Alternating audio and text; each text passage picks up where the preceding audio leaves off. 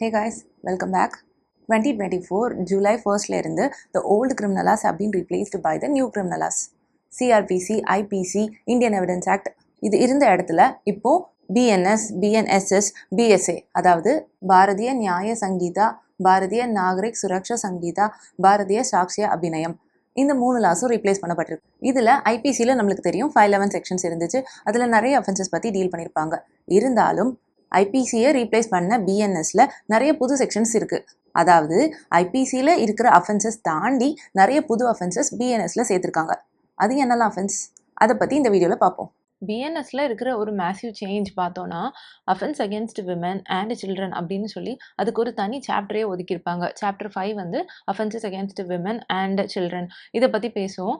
ஐபிசியில் பார்த்துருந்தோம் அப்படின்னா offences against women and children வந்து ஓவராலாக அப்படி ஸ்ப்ரெட் ஆகி இருக்கும். இப்போ அதுக்குன்னே தனியாக ஒரு சாப்டரை அவங்க வச்சுருப்பாங்க.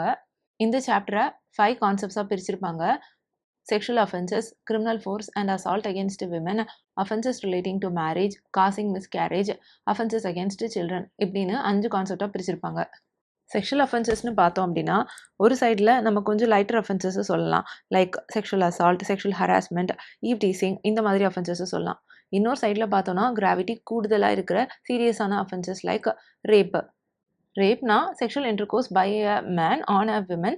இதில் வித்தவுட் ஹர் கன்சென்ட் அப்படின்றது ரொம்ப இம்பார்ட்டண்ட்டான பாயிண்ட்டாக இருக்கும். இது வந்து வித்தவுட் ஹர் கன்சென்ட்டாக இருக்கும். இல்லைனா கன்சென்ட் இருக்கும், ஆனால் அந்த கன்சென்ட் வந்து ஒரு வேலிடான கன்சென்ட்டாக இருக்காது.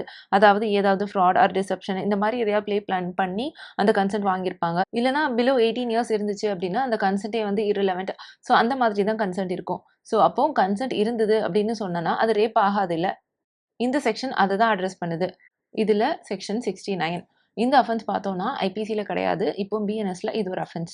Sexual intercourse by employing deceitful means etcetera. ஏதாவது பொய்யான வேலைகள் பண்ணி, அதாவது டிசைட்ஃபுல் மீன்ஸ் அப்படின்னு சொல்கிறாங்க.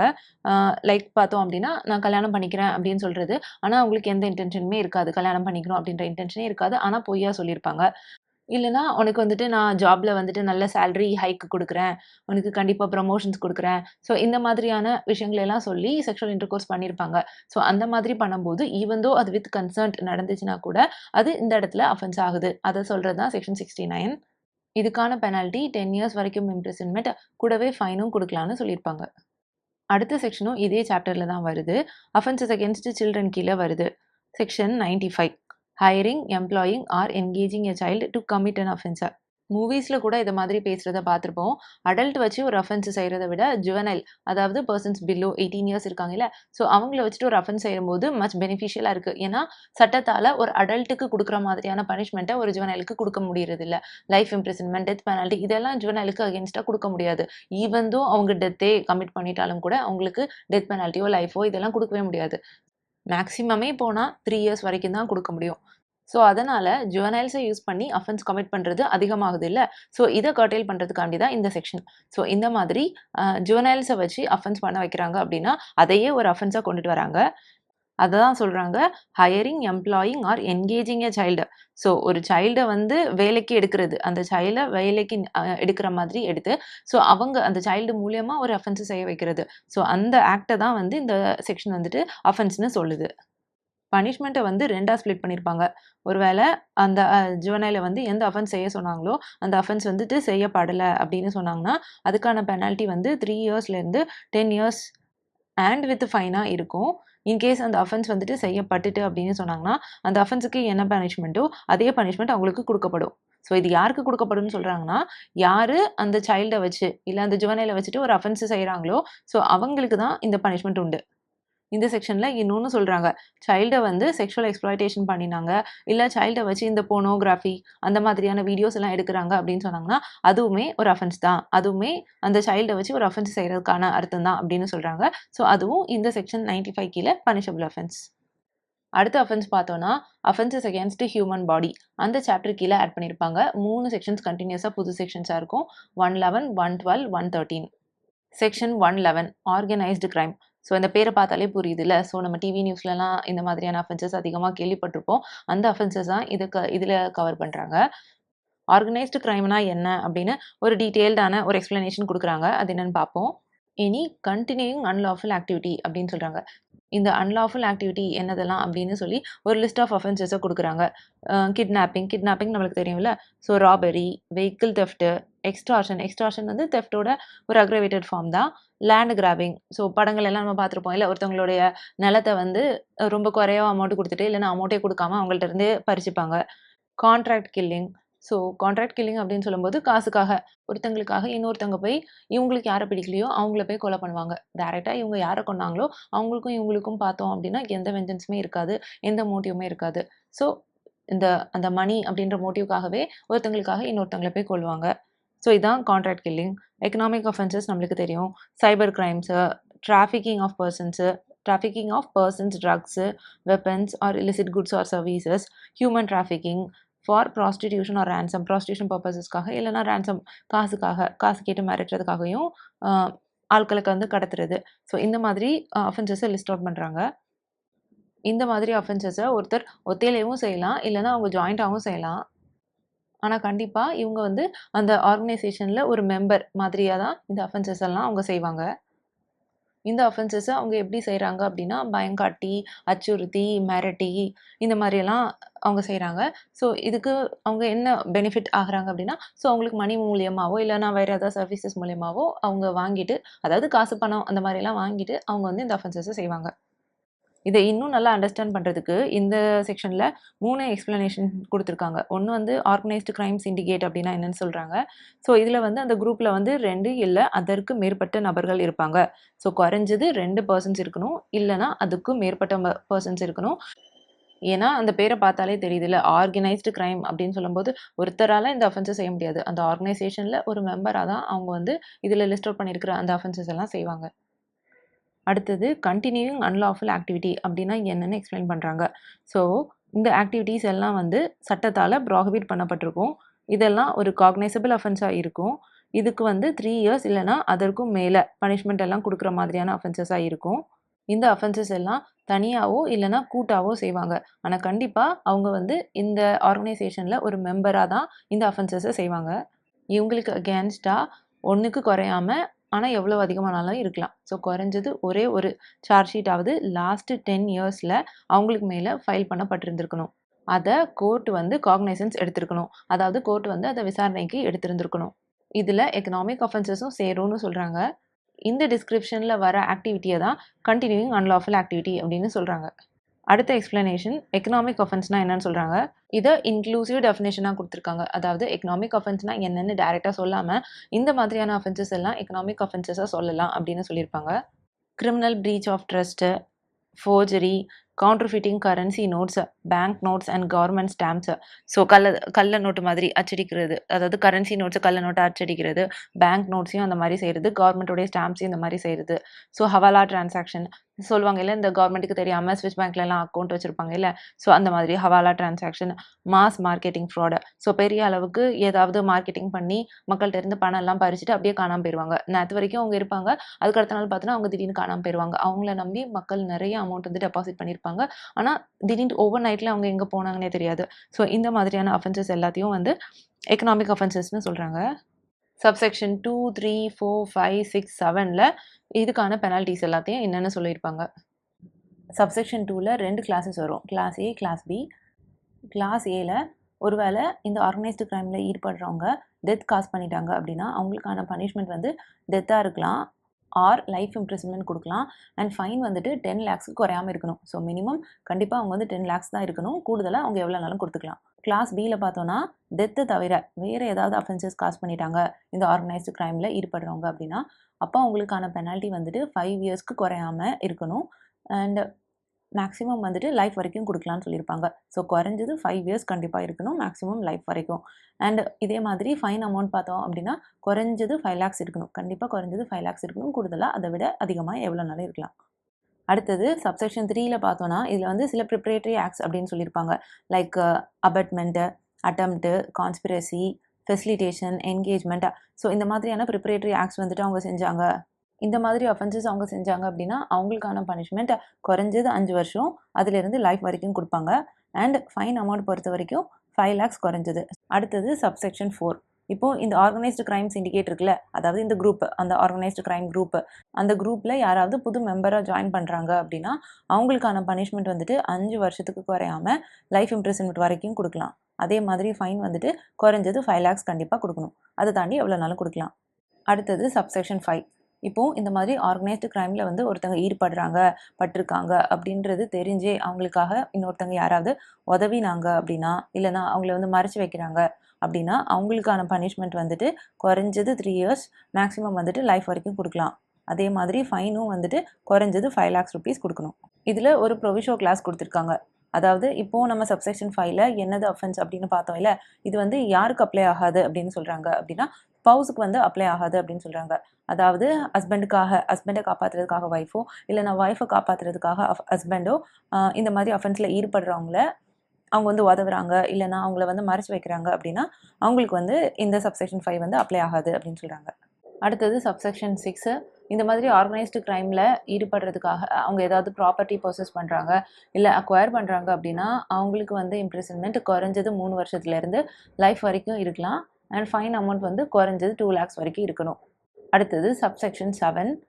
இதில் வந்து இந்த ஆர்கனைஸ்டு கிரைம் சிண்டிகேட்டில் இருக்காங்கல்ல, ஸோ அந்த மெம்பர்ஸ்க்காக ஏதாவது மூவபிளோ இல்லைனா இம்மூவபிள் ப்ராப்பர்ட்டிஸோ யாராவது பொசிஷன் ஆர் அக்வயர் பண்ணுறாங்க அப்படின்னா அவங்களுக்கான பெனால்ட்டி வந்து குறைஞ்சது 3 வருஷத்துலேருந்து இம்ப்ரிசன்மெண்ட் அப் டு லைஃப் வரைக்கும் இருக்கலாம்.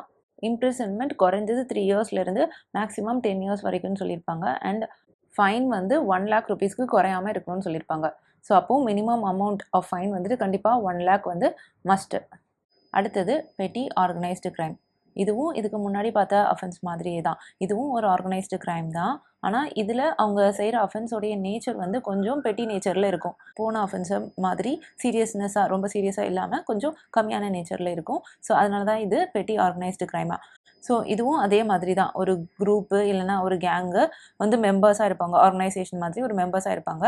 ஸோ அவங்க வந்து அந்த மெம்பருடைய ஒரு பார்ட்டாக தான் அவங்க வந்து ஒரு அஃபென்ஸை செய்வாங்க. ஆனால் அந்த அஃபென்ஸை செய்யும்போது அவங்க வந்து அதை தன்னிச்சையாவோ இல்லைனா கூட்டாவோ செஞ்சுருந்துருக்கலாம். இதுலேயும் சில லிஸ்ட் ஆஃப் அஃபென்சஸ் கொடுக்குறாங்க. என்னதெல்லாம்னா theft, snatching, cheating, unauthorized selling of tickets, unauthorized betting, gambling, selling of public examination question papers. So இதெல்லாம் அப்படியே ரீட் பண்ணாலே புரியுது இல்லை. ஸோ இந்த மாதிரியான சிமிலர் நேச்சரில் இருக்கிற கிரிமினல் ஆக்ட்ஸை வந்து பெட்டி ஆர்கனைஸ்டு கிரைமில் வந்து அவங்க கேட்டகரைஸ் பண்ணுறாங்க. இதில் ஒரு எக்ஸ்ப்ளனேஷன் கிளாஸும் கொடுத்துருக்காங்க. ஸோ அதில் தெஃப்ட் அப்படின்னா அது எதையெல்லாம் சேர்க்கும்னு சொல்லியிருப்பாங்க. ட்ரிக் தெஃப்ட்டு, இல்லைனா theft from vehicle, dwelling house, business premises, cargo theft, pickpocketing, theft through card skimming, shoplifting, இல்லைனா தெஃப்ட் ஆஃப் ஆட்டோமேட்டட் டெல்லர் மெஷினா. ஸோ இது எல்லாமே வந்து தெஃப்ட் அப்படின்னு சொல்கிறாங்க. இந்த மாதிரி அஃபென்சஸ்க்கு பனிஷ்மெண்ட் வந்து குறைஞ்சது 1 year, maximum up to 7 years வரைக்கும் இம்ப்ரிசன்மெண்ட் கொடுக்கலாம். அண்ட் ஃபைனும் சொல்லியிருக்காங்க. போன செக்ஷன் மாதிரி ஃபைனுக்கு வந்து லிமிடேஷன் எதுவும் சொல்லலை. மினிமம் இவ்வளோ தான் இருக்கணும் அப்படின்லாம் சொல்லலை. ஃபைன் அப்படின்னு சொல்லியிருக்காங்க. அடுத்தது section 113 terrorist act. So terrorist act அப்படின்னாலே நம்மளுக்கு இந்த பேரை பார்த்தாலே புரிஞ்சிருக்கும். அந்த ஆக்ட் வந்து டெரர் காஸ் பண்ணும். இந்த செக்ஷனில் எப்படி டிஃபைன் பண்ணுறாங்கன்னா, இந்தியாவுக்கோ இல்லைனா வேறு ஃபாரின் கண்ட்ரிக்கோ இல்லைனா அந்த நாட்டில் இருக்கிற மக்களுக்கோ அச்சுறுத்தல் காஸ் பண்ணுறது, அதாவது அவங்களுடைய unity, integrity, sovereignty, security or economic security இதுக்கெல்லாம் அச்சுறுத்தல் ஆக்குறது. எப்படி அவங்க டெரர் காஸ் பண்ணுறாங்க அப்படின்னா bombs, dynamite, explosive substances, inflammable substances, firearms, lethal weapons, poisonous, noxious substances, இந்த மாதிரியான chemical or hazardous substances use பண்ணி மக்களுக்கு டெத் காஸ் பண்ணுறது, அவங்களுக்கு இன்ஜுரி காஸ் பண்ணுறது, ப்ராப்பர்ட்டிஸ்க்கு எல்லாத்தையும் டேமேஜ் பண்ணுறது, டிஸ்ட்ராய் பண்ணுறது, மக்களுக்கு தேவையான பொருட்களோ தேவையான சர்வீசஸோ கிடைக்க விடாமல் தடை செய்கிறது, நம்ம கண்ட்ரியோட மானிட்டரி ஸ்டெபிலிட்டியை டிஸ்ட்ராய் பண்ணுற மாதிரியான ஆக்டிவிட்டிஸ் செய்கிறது. லைக் ஸ்மக்லிங், அந்த நம்மளுடைய காயின்ஸை வந்து கவுண்டர்ஃபிட் பண்ணுறது, நம்மளுடைய கரன்சியை கவுண்டர்ஃபிட் பண்ணுறது, இந்த மாதிரியான அஃபென்சஸ் மூலயமா நம்மளுடைய மானிட்டரி ஸ்டெபிலிட்டியை டிஸ்ட்ராய் பண்ணுறது. கிரிமினல் ஃபோர்ஸ் யூஸ் பண்ணி பப்ளிக் ஃபங்க்ஷனரிஸ் வந்து ஒழுங்காக வேலை செய்ய விடாமல் தடுக்கிறது, ஏதாவது நபர்களை கடத்திட்டு போய் அவங்கள மறைச்சி வச்சு அவங்கள கொன்றுவேன், இல்லைனா அவங்களுக்கு ரொம்ப இன்ஜுரிஸ் வந்து காஸ் பண்ணிடுவேன் அப்படின்னு சொல்லிட்டு நம்மளோட இந்தியன் கவர்மெண்ட்டையோ இல்லை ஏதாவது ஸ்டேட் கவர்மெண்ட்டையோ இல்லை ஏதாவது ஃபாரின் கவர்மெண்ட்டையோ அவங்க வந்து கம்பல் பண்ணி அவங்களுக்கான காரியங்கள் இல்லைனா அவங்களுக்கான வேலைகள் வந்து ஏதாவது செய்ய வைக்கிறது, ஃபோர்ஸ் பண்ணி கம்பல் பண்ணி செய்ய வைக்கிறது. ஃபார் எக்ஸாம்பிள் நம்ம வந்து இந்த ஹைஜாக்ஸ் எல்லாம் பார்த்துருப்போம் இல்லை, ஃப்ளைட் எல்லாம் ஹைஜாக் பண்ணி வச்சுட்டு யாரையாவது வந்து விடுவிக்கணும்னுலாம் சொல்லுவாங்க இல்லை. ஸோ அந்த மாதிரியெல்லாம் செய்கிறது. இந்த மாதிரியான ஆக்டிவிட்டீஸ் எல்லாத்தையும் டெரரிஸ்ட் ஆக்ட் அப்படின்னு சொல்கிறாங்க. இதில் எக்ஸ்ப்ளனேஷன் கிளாஸ் கொடுத்துருக்காங்க. பப்ளிக் ஃபங்க்ஷனரி அப்படின்னா என்னன்னு சொல்கிறாங்கன்னா, கான்ஸ்டியூஷனல் அத்தாரிட்டிஸை பப்ளிக் ஃபங்க்ஷனரிஸ்னு சொல்கிறாங்க. அப்படின்னா நம்ம கான்ஸ்டியூஷன் இருக்குல்ல, ஸோ அது மூலியமாக நிறைய அத்தாரிட்டிஸ் கிரியேட் பண்ணியிருப்பாங்க இல்லை, like finance commission, union public service commission, state public service commission, governor, president. So இது எல்லாமே வந்து கான்ஸ்டியூஷனல் அத்தாரிட்டிஸாக இருக்கும். அது போக சென்ட்ரல் கவர்மெண்ட் வந்து அஃபிஷியல் கசாட்டில் நோட்டிஃபை பண்ணி ஏதாவது ஃபங்க்ஷனரியை பப்ளிக் ஃபங்க்ஷனரின்னு சொல்லியிருந்தாங்கன்னா அதுவும் பப்ளிக் ஃபங்க்ஷனரின்னு எடுத்துக்கணும். கவுண்டர்ஃபிட் இந்தியன் கரன்சி நமக்கு தெரியும்ல, நம்மளுடைய கரன்சி எப்படி இருக்குன்ட்டு. ஸோ அதில் ஒரு பொய்யாவோ டூப்ளிகேட்டாவோ ஏதாவது கரன்சி வந்து அவங்க சர்க்குலேட் பண்ணாங்க அப்படின்னா அது வந்து கவுண்டர்ஃபிட்டிங் இந்தியன் கரன்சி. அதுக்கப்புறம் சப்செக்ஷன் 2, 3, 4, 5, 6, 7 இது வந்து பெனால்ட்டிஸ் வந்து என்னதெல்லாம் அப்படின்னு சொல்லியிருப்பாங்க. சப்செக்ஷன் 2ல் வந்து 2 கிளாஸஸ் இருக்கும். ஒன்று கிளாஸ் ஏ, இன்னொன்று கிளாஸ் பி. கிளாஸ் ஏ வந்துட்டு இந்த டெரரிஸ்ட் ஆக்ட் மூலியமா வந்து death of a person cause பண்ணியிருக்காங்க அப்படின்னா அவங்களுக்கான பெனால்ட்டி வந்து டெத் பெனால்ட்டியாக இருக்கலாம், இல்லைனா லைஃப் இம்ப்ரிசன்மெண்ட் வரைக்கும் கூட இருக்கலாம். கூடவே ஃபைனும் கொடுக்கலாம். எவ்வளோ அமௌண்ட் ஃபைன், மினிமம் அமௌண்ட் இவ்வளோ தான் அப்படின்லாம் எதுவுமே சொல்லலை. அடுத்தது கிளாஸ் பியில் வந்து அதர் தேன் டெத் காஸ் பண்ணாங்க அப்படின்னா குறைஞ்சது 5 வருஷத்துலேருந்து லைஃப் இம்ப்ரிசன்மெண்ட் வரைக்கும் கொடுக்கலாம் அலாங் வித் ஃபைன். அடுத்தது சப்செக்ஷன் 3ல் வந்து ப்ரிப்ரேட்டரி ஆக்ட்ஸ் சொல்கிறாங்க. ஸோ இது நம்ம 111 செக்ஷன் பார்த்தோம் இல்லை, ஸோ அதை மாதிரியே தான் இருக்கும். Conspires, அட்டம்ப்ஸு, advocates, அபெட்மெண்ட்டு, advices, insights, so இந்த மாதிரி ஆக்ட்ஸ் எல்லாம் வந்து அவங்க பண்ணும்போது அவங்களுக்கான பனிஷ்மெண்ட் வந்துட்டு குறைஞ்சது 5 வருஷத்துலேருந்து லைஃப் வரைக்கும் அண்ட் ஃபைனும் உண்டு. அடுத்தது சப்செக்ஷன் 4. ஸோ யாராவது இந்த மாதிரி டெரரிஸ்ட் ஆக்ட் நடத்துறதுக்கு அவங்க வந்து ஆட்கள் சேர்க்குறாங்க, கேம்ப் மாதிரி நடத்துகிறாங்க, அவங்களுக்கு வந்து ட்ரைனிங் எல்லாம் கொடுக்குறாங்க அப்படின்னா அவங்களுக்கு வந்து பனிஷ்மெண்ட் குறைஞ்சது 5 வருஷத்துலேருந்து லைஃப் வரைக்கும் கூடவே ஃபைனும் உண்டு. அடுத்தது சப்செக்ஷன் 5ல் வந்து இந்த மாதிரியான டெரரிஸ்ட் குரூப்பில் யாராவது மெம்பராக ஜாயின் பண்ணுறாங்க அப்படின்னா அவங்களுக்கு வந்து பனிஷ்மெண்ட் லைஃப் இம்ப்ரிசன்மெண்ட் கொடுக்கலாம் அண்ட் ஃபைன் கொடுக்கலாம். அடுத்தது சப்செக்ஷன் 6 வந்துட்டு harbours or conceals or attempts to harbour or கன்சீலா. ஸோ இந்த மாதிரி டெரரிஸ்ட் ஆக்டில் ஈடுபடுறவங்களுக்கு வந்து உதவுறதோ இல்லைனா அவங்கள மறைச்சு வைக்கிறதுக்கோ பனிஷ்மெண்ட் குறைஞ்சது 3 வருஷத்துலேருந்து லைஃப் இம்ப்ரிசன்மெண்ட் வரைக்கும் கொடுக்கலாம் அண்ட் அலாங் வித் ஃபைன். அடுத்தது சப்செக்ஷன் 7. இந்த மாதிரி டெரரிஸ்ட் ஆக்ட் பண்ணுறது மூலமா ஏதாவது ப்ராப்பர்ட்டி அக்வயர் ஆர் பொசஸ் பண்ணுறாங்க அப்படின்னா அவங்களுக்கான punishment life imprisonment and fine. அடுத்தது இதில் கொடுத்துருக்கிற எக்ஸ்ப்ளனேஷன் கிளாஸை பார்க்கணும். இதில் வந்து அன்லாஃபுல் ஆக்டிவிட்டீஸ் ப்ரிவென்ஷன் ஆக்ட்னு ஒரு ஆக்ட் சொல்லியிருக்காங்க. ஸோ இந்த ஆக்டும் டெரரிசம் மாதிரியான அஃபென்சஸை டீல் பண்ணக்கூடிய ஆக்ட் தான். ஸோ இந்த மாதிரி டெரரிஸ்ட் அஃபென்ஸ் நடந்திருக்கு அப்படின்னு சொன்னோன்னா அவங்க மேலே அன்லாஃபுல் ஆக்டிவிட்டீஸ் ப்ரிவென்ஷன் ஆக்ட் கீழே சார்ஜ் ஃபைல் பண்ணுமா, இல்லைனா இந்த பிஎன்எஸ் செக்ஷனில் சார்ஜ் ஃபைல் பண்ணணுமா அப்படின்றது not below the rank of superintendent of police அவங்க வந்து டிசைட் பண்ணணும் அப்படின்னு சொல்லியிருப்பாங்க. அடுத்த புது செக்ஷன் நம்ம அஃபென்சஸ் அகேன்ஸ்ட் ப்ராப்பர்ட்டி கீழே பார்ப்போம். 304 ஸ்நாச்சிங். இதுவும் தெஃப்ட் மாதிரியே சிமிலர் அஃபென்ஸ் தான். ஆனால் என்ன டிஃப்ரென்ஸ் இருக்கும் அப்படின்னா இதில் வந்து அந்த பறிக்கிறாங்க இல்லை, செயினை பறிக்கிறது இல்லை ஏதாவது பொருட்களை பறிக்கிறது.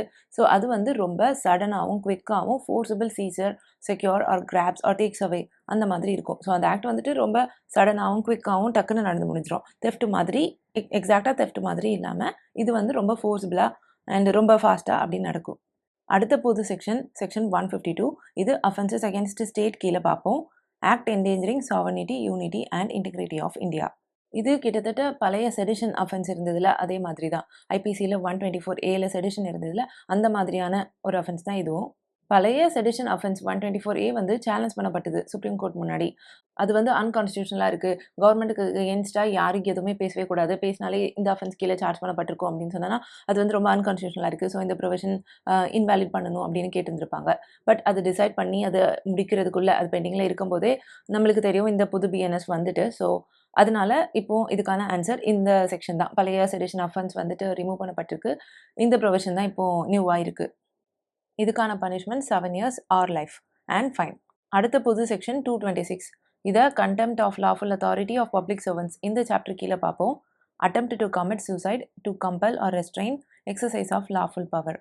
பப்ளிக் சர்வன்ஸை அவங்களுடைய அஃபிஷியல் டியூட்டியை செய்ய வைக்கிறதுக்கு நான் சூசைட் பண்ணிப்பேன் அப்படின்லாம் சொல்லி கம்பலோ ரெஸ்ட்ரெயினோ பண்ணாங்க அப்படின்னா அது வந்து இந்த செக்ஷன் கீழே வரும். நம்ம பார்த்துருப்போம்ல இந்த டெலிஃபோன் டவர் மேலெலாம் ஏறி நின்றுட்டு ஸோ இதுக்கு மேலே நடவடிக்கை எடுக்கணும், இதுக்கு மேலே ஆக்ஷனே எடுக்க மாட்டேங்கிறாங்க, இதை செய்ய சொல்லுங்கள் அந்த மாதிரியெல்லாம் செய்வாங்கல்ல. ஸோ அந்த மாதிரியான அஃபென்சஸ் தான் 226 கவர் ஆகுது.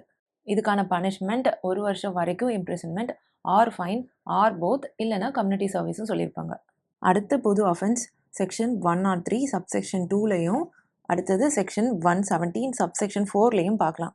இந்த அஃபென்ஸை மாப் லிஞ்சிங் அப்படின்னு சொல்லலாம். ஆனால் மாப் லிஞ்சிங் அப்படின்ற டேர்ம் வந்துட்டு இந்த செக்ஷன்ஸில் எங்கேயுமே யூஸ் பண்ணியிருக்க மாட்டாங்க. ஆனால் இந்த நேச்சர் ஆஃப் அஃபென்ஸ்க்கு பேர் வந்து மாப் லிஞ்சிங். இது வந்து எப்படி இருக்கும் அப்படின்னா 5 இல்லை அதற்கு மேற்பட்ட நபர்கள் வந்து race, caste, community, sex, place of birth, language, personal belief இல்லைனா இது மாதிரியான கிரவுண்ட்ஸில் வந்து death or grievous hurt cause பண்ணுறது. டெத் காஸ் பண்ணியிருந்தாங்கன்னா 103 சப்செக்ஷன் 2ல கவர் ஆகும். கிரீவியஸ் ஹர்ட் காஸ் பண்ணியிருந்தாங்க அப்படின்னா 117 சப்செக்ஷன் 4ல கவர் ஆகும். ஸோ மர்டருக்கான பனிஷ்மெண்ட் அண்டர் 103 சப்செக்ஷன் 2ல life imprisonment or death penalty கொடுக்கலாம் with fine. Grievous hurt cause பண்ணியிருந்தாங்கன்னா அவங்களுக்கான பனிஷ்மெண்ட் 117 சப்செக்ஷன் 4ல maximum up to 7 years plus fine. இந்த வீடியோ அவ்வளோதான். இதே மாதிரி ஐபிசியில் நிறைய அஃபென்சஸ் இருந்ததில்ல, அதில் சில அஃபென்சஸ் பிஎன்எஸ்ல ரிமூவ் பண்ணப்பட்டிருக்கு. அதாவது ஐபிசியில் அது அஃபென்ஸாக இருந்தது, ஆனால் பிஎன்எஸ் எப்போ ஃபோர்ஸுக்கு வந்துச்சோ அதுக்கப்புறத்துலேருந்து இந்த அஃபென்சஸ் எல்லாம் இனிமேல் அஃபென்சஸ் கிடையாது. அது என்னெல்லாம் அஃபென்சஸ் அடுத்த வீடியோவில் பார்க்கலாம். Stay tuned. பை. இந்த வீடியோ பிடிச்சிருந்ததுன்னா கண்டிப்பாக லைக் பண்ணுங்கள். என்னுடைய வீடியோஸ் எல்லாத்தையும் நீங்கள் ரெகுலராக பார்க்கணும் அப்படின்னா என் சேனலுக்கு சப்ஸ்கிரைப் பண்ணுங்கள். இந்த வீடியோ அவ்வளோதான். அடுத்த வீடியோவில் உங்களை பார்க்குறேன்.